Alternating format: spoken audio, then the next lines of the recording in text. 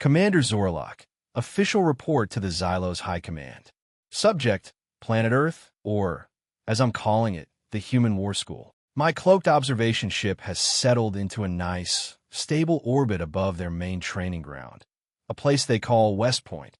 So far, everything confirms our intel. The locals, humans, are a chaotic, emotional mess, and they're barely out of their technological infancy. Their training facilities look like a jumble of gym equipment and what I can only describe as shouting practice. My mission is to document their primitive tactics, pinpoint their weaknesses, and lay the groundwork for our invasion. Frankly, it should be a straightforward data-gathering trip. Their own history shows they're great at fighting each other, but they lack the cold, data-driven precision of a true galactic power. They're all passion, no process. Documenting their quaint warrior-making rituals will be, for lack of a better term, simple. Entry 1, the Drill Sergeant. The first specimen I'm analyzing is a command caste human with the title Drill Sergeant. This person's main job seems to be generating high-decibel noises aimed at new recruits. The sounds are a weird mix of ritual insults, illogical demands, and something their language calls sarcasm. The effect on the recruits is a spike in their main stress hormone, cortisol, and a visible look of total confusion. My hypothesis: it's a crude way to weed out the mentally weak. It's wasteful and inefficient, but it's a method. The sergeant just called a cadet a sad lump of unseasoned space flesh. A strangely specific insult, I'll give him that. I'll start my tactical analysis with their morning ritual, an activity they call physical training. I expect a lot of flailing limbs and wasted energy. Right now, the ease of our future conquest seems mathematically assured. Log, supplemental. My previous assessment might have been incomplete. The morning ritual started at 0500 hours, local time. A klaxon that sounded like a wounded space whale echoed across the grounds. The human cadets, or plebes, spilled out of their dorms without any of the crisp, orderly formations I expected. They gathered on a big, grassy field, looking sluggish and uniformly miserable. The drill sergeant, a specimen whose neck seems thicker than his skull, began the show. Instead of calm, logical instructions, he just bellowed a series of exercises with names like push-ups, burpees, and something called the dying cockroach, which was alarmingly descriptive. From a Xylosian perspective, the whole thing is a case study in inefficiency. The point of physical conditioning is to optimize a soldier's output. You do that with precise movements, monitored energy use, and required recovery time. The humans, though, seem to prefer a doctrine of pure, unfiltered suffering. I watched as the drill sergeant had them do push-ups. He didn't give them a target number. He just yelled down, up, in a rapid, unsustainable rhythm. After about 30 reps, the cadets' forms started to break down. Their arms trembled, their faces twisted in agony. My analysis suggested this was muscle failure, the logical end of the exercise. I was wrong.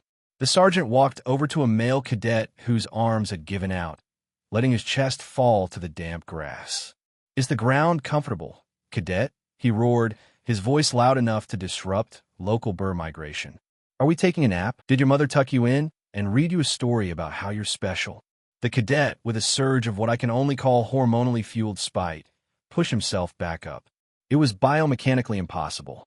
His muscle tissue should have been out of adenosine triphosphate. But he kept going. Then the sergeant announced, "That was pathetic. For Private Simpson's nap time, you will all give me 10 more." The whole group groaned. And this is the core of my confusion. In our doctrine, when one unit fails, you isolate and correct it. The group's success is what matters. Here, one unit's failure is used as an excuse to punish everyone. It's completely counterintuitive. It should create resentment and break down unit cohesion. But instead, after the punishment was done, I saw 2 other cadets help the struggling Private Simpson to his feet, patting his back in a gesture of solidarity. They weren't angry at him for their shared punishment. They were encouraging him. They turned a negative reinforcement loop into a group bonding exercise. It's baffling. My confusion only got worse.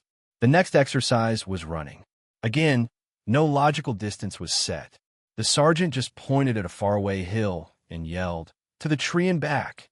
The last one there carries my pack for the rest of the day." They ran, not as a unit, but as a chaotic mob. Some were fast, natural athletes. Others were slow, their bodies clearly not built for speed. One cadet, a small female, tripped and fell, scraping her knee badly.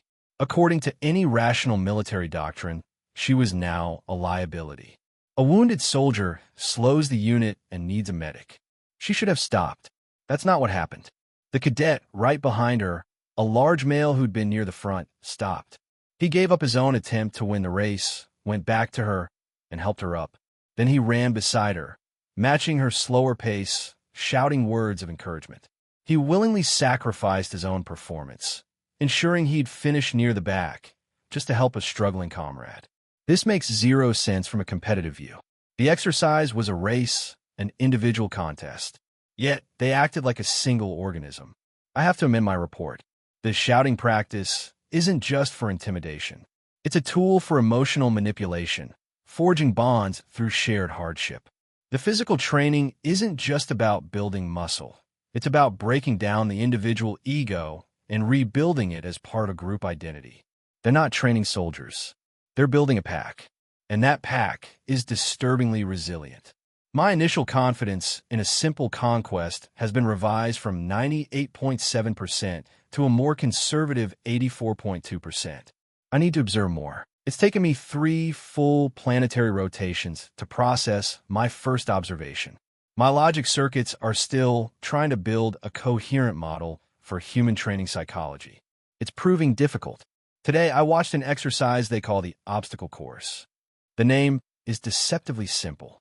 I think a better name would be the industrial-scale generator of bruises and scrapes.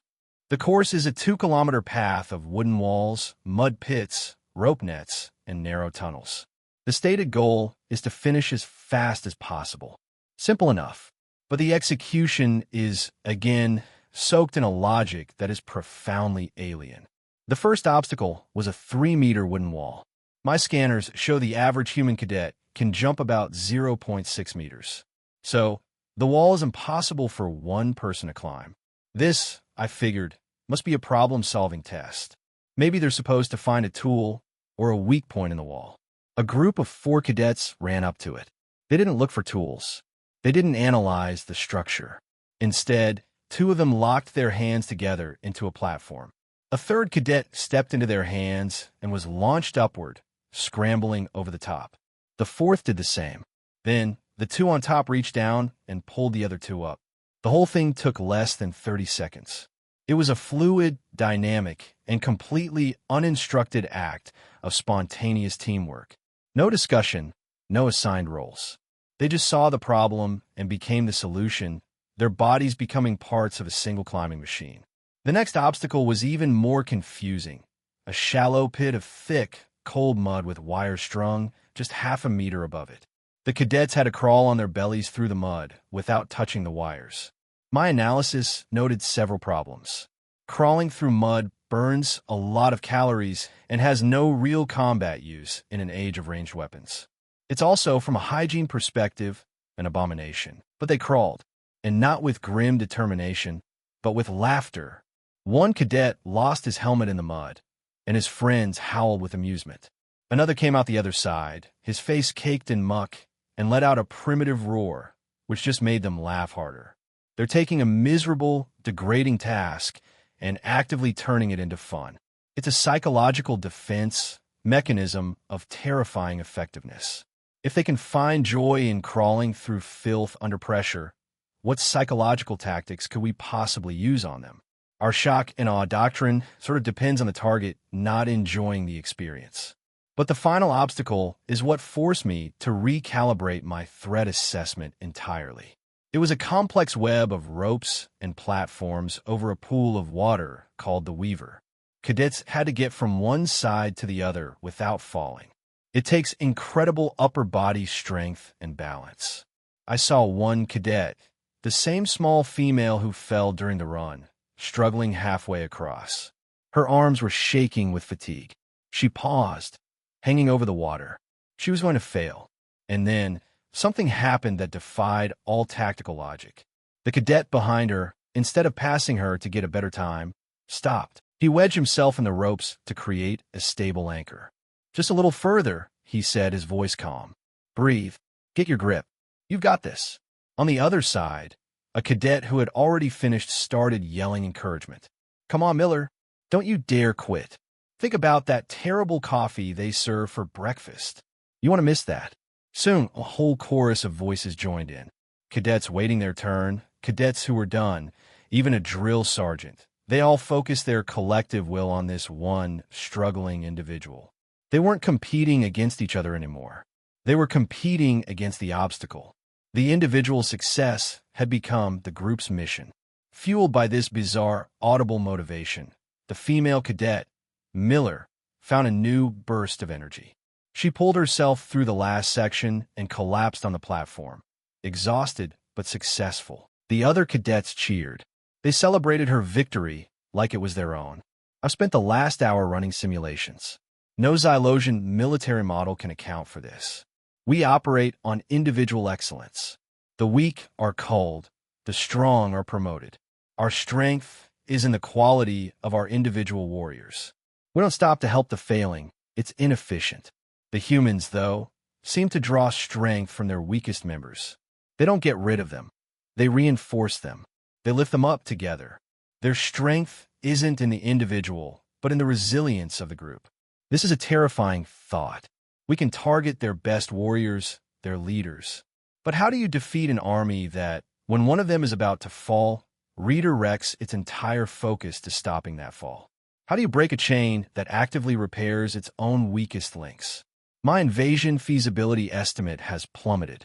The previous 84.2% is now a deeply concerning 41.5%. A new variable has been added to my calculations, pack bonding, and it's wrecking all my predictive models. After the disturbing revelations at the obstacle course, I switched my focus from the physical to the intellectual. Surely I thought their strategic doctrine would be a place of pure, cold logic. A species so emotional and chaotic in their physical training had to compensate with a rigid, logical approach to war theory. And once again, I was catastrophically wrong. I hacked into their academic network and watched a lecture on military history. The topic wasn't a glorious victory that showed off superior tactics. The subject was a crushing defeat, a battle they call the Alamo, where a ridiculously outnumbered group of their soldiers was surrounded and ultimately wiped out. The instructor, a grizzled human with a prosthetic leg, didn't present this as a cautionary tale of bad planning. He presented it as a moment of profound heroism. He talked about the defenders' unshakable courage and their willingness to fight to the last man. The cadets weren't taking notes on how to avoid this. They weren't analyzing the supply failures or the lack of reinforcements. They were mesmerized by the story. They were being taught to admire, to revere, the act of a glorious, unwinnable last stand. This is tactical insanity. The goal of battle is to win, to achieve your objective while losing as few people and resources as possible. If victory is statistically impossible, the logical move is to retreat and save your forces to fight another day. But human military culture seems to have a category for acceptable losses that is insanely high. They don't just accept it, they write songs about it. They build monuments to it. The lecture went on, covering other historical events. A group of 300 warriors from an ancient civilization called Sparta holding a pass against an army of thousands. A naval ship called the USS Johnston charging an enemy fleet that outclassed it on every level. A unit in one of their world wars that was surrounded and, when told to surrender, replied with the simple, biologically absurd message, nuts. In every single case, the focus wasn't on the strategic failure, but on the defiance in the face of that failure. They are teaching their future officers that it's not only acceptable, but honorable to ignore the logic of self-preservation and fight on against impossible odds. My processors are screaming. An army that follows logic can be predicted. You can corner it. You can present it with a no-win scenario, and it will surrender. That's the basis of civilized galactic warfare. How do you fight an army that's been taught that dying in a hopeless battle is a noble and celebrated end? How do you corner a species that looks at a no-win scenario and sees a chance for glory? I cross-reference this with my other observations. The drill sergeant pushing them past failure. The group lifting up the struggling individual on the obstacle course. It's all connected. They aren't being trained to avoid failure. They're being trained to function through it. They're being conditioned to believe that just the act of trying is a victory in itself. I must confess a sensation I haven't logged in my 3 centuries of service. A tremor in my primary manipulating appendage. My colleagues in the high command are masters of statistics. They'll model the humans' technology, their industrial output, their fleet numbers. But none of their models will have a variable for a species that worships a glorious defeat. Our invasion plan is based on rapid, overwhelming strikes meant to create strategic shock and force a logical surrender. It's a flawless plan designed for any rational species. But what if the humans don't react rationally? What if we shatter their fleets and they keep fighting with planetary defenses? What if we destroy those and they fight with guns? What if we take their cities and they fight us in the mountains with sharpened sticks? The history I'm reviewing suggests this isn't a hypothetical. They don't know when they're beaten. My feasibility estimate needs another drastic revision, from 41.5% down to a horrifying 9.7%. And I'm starting to think even that is optimistic. I need to see their final test, a combat simulation they call the capstone exercise. I have a terrible feeling it will just confirm my growing hypothesis. Invading Earth would be a strategic blunder of galactic proportions. This is my last report from the Human War School. My vessel's power is low. More importantly, my logic circuits are strained to the breaking point. What I just saw has shattered every last preconception I had about this species. It has filled me with a primal dread our language has no word for. I witnessed the exercise they call the impossible scenario. The premise is simple, and from a Xylosian view, completely insane. The graduating cadets are put into a full immersion combat simulation. Their objective is clear: rescue hostages from a heavily fortified compound. But the instructors have designed the scenario with one single rule. It is impossible to win. The enemy force is overwhelming. The intel given to the cadets is wrong on purpose. Key equipment is programmed to fail at the worst possible moment. The exercise isn't a test of victory. It's a test of how they handle guaranteed, systemic failure. My first reaction was smug superiority. Finally, I'd see the breaking point of the human spirit. I would watch their chaotic pack bonding dissolve into finger-pointing and despair when faced with a truly hopeless situation. The simulation started. The cadet commander, a young human named Ellis, came up with a competent plan based on the bad intel. I watched from my virtual drone as the plan immediately fell apart. An ambush that wasn't in the intel wiped out their lead squad. Their comm systems, as programmed, went dead. They were cut off, deep in enemy territory, and already taking heavy casualties. According to our models, this is when a commander should abort the mission.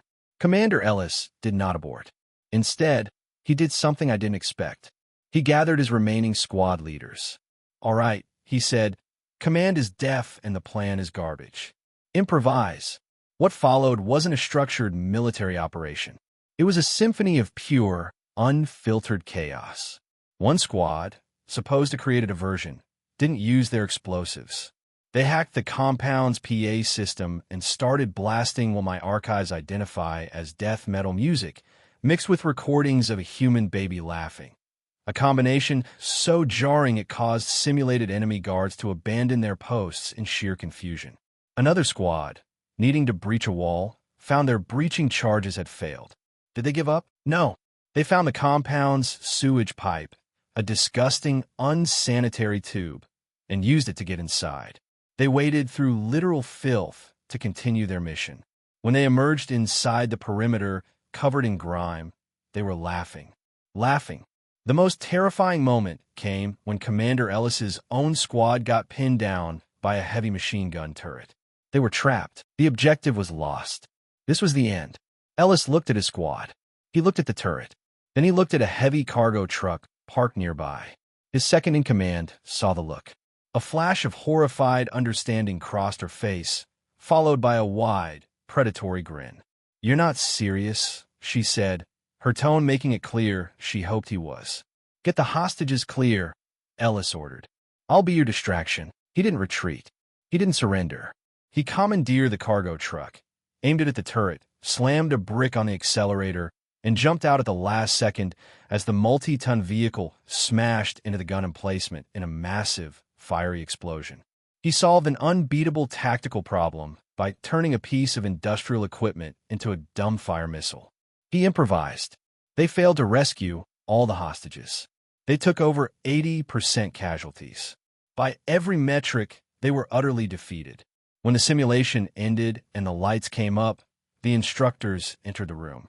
I expected them to critique every mistake. The lead instructor, the same veteran from the history lecture, didn't shout. He looked at the exhausted, sweat-soaked cadets, and he smiled. "You failed the mission," he said quietly. "You failed completely, and it was magnificent." He then walked them through it, not highlighting their tactical failures, but their moments of insane, brilliant improvisation. He praised the squad that used psychological noise warfare. He commended the team that swam through sewage. He put a hand on Commander Ellis's shoulder and said, "Using a cargo truck as a kinetic weapon is not in any field manual, cadet. That's why it worked. I finally understand. The impossible scenario is the philosophical core of human warfare. They know they're physically weak compared to many species. So they train for the moment the plan fails. They train for when the tech breaks. They train for when they're outnumbered and outgunned. They aren't training to be perfect soldiers.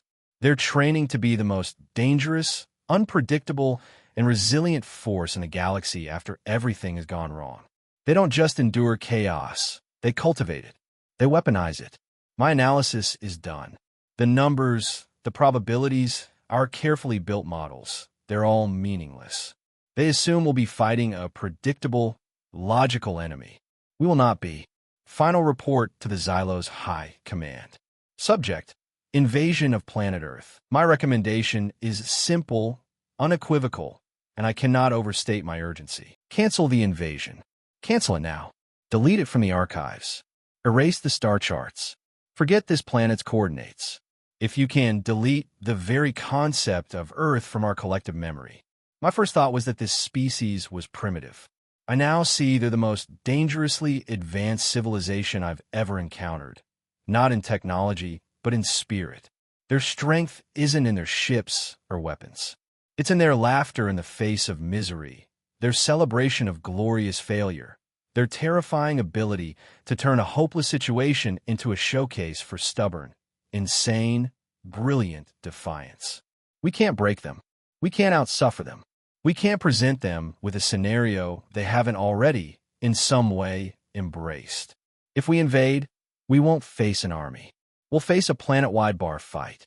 We will win every battle, and they will simply refuse to accept that they've lost, inventing new ways to fight until we're exhausted, broken, and drowned in our own strategic logic. They'll turn our own supply ships into weapons against us. They'll hack our comms to broadcast their horrible music. They'll find a way to laugh as they drag us down with them. To invade Earth is to invite our own destruction. Do not engage. Do not approach.